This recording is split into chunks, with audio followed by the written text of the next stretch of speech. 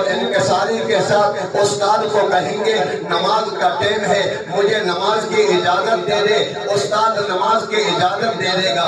آپ کے کولیگ دیکھیں گے ارے بھائی یہ کدھر گیا؟ نماز کے لیے گیا ہے، جا کر وضو کرتا ہے پھر نماز پڑھتا ہے۔ تو آپ کے کولیگ، آپ کے کلاس فیلو جتنے بچے ہوں گے وہ ایک دن دیکھیں گے، دوسرا دن دیکھیں گے، تیسرا دن دیکھیں گے، اور پھر وہ آپ کے رنگ میں رنگے جائیں گے، وہ بھی نماز پڑھنا شروع کر لیں گے۔ تو اس کا اجر و ثواب کس کو ملنا ہے؟ آپ کو ملنا ہے۔ جب تک وہ نمازی رہے گا، وہ نمازی رہے گا تو آپ کو اجر مل جائے گا۔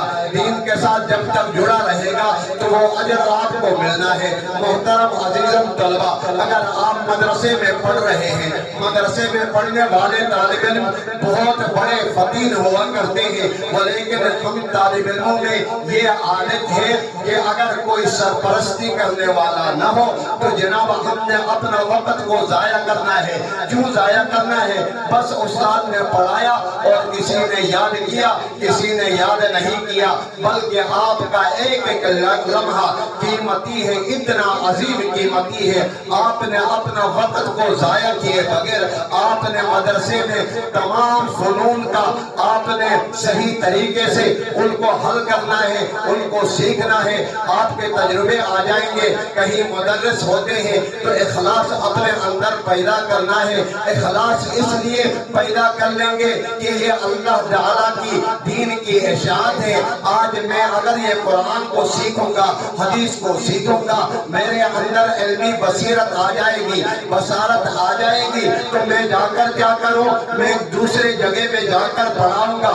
اگر آپ عالم بھی بن گئے ہیں، حافظ بھی بن گئے ہیں، آپ کے اندر صلاحیتیں ہیں، تو آپ نے کیا کرنا ہے؟ دن میں جو آپ کے 2 گھنٹے مدرسے کو آپ نے دینا ہے، کہیں اعزازی طور پر کسی مدرسے میں آپ منسلک ہو جائیں، ارے استاد جی مجھے اعزازی طور پر یہ فنون میں مجھے تجربہ ہے، اگر مجھے آپ وقت دے دیں گے تو میں فری میں پڑھاؤں گا۔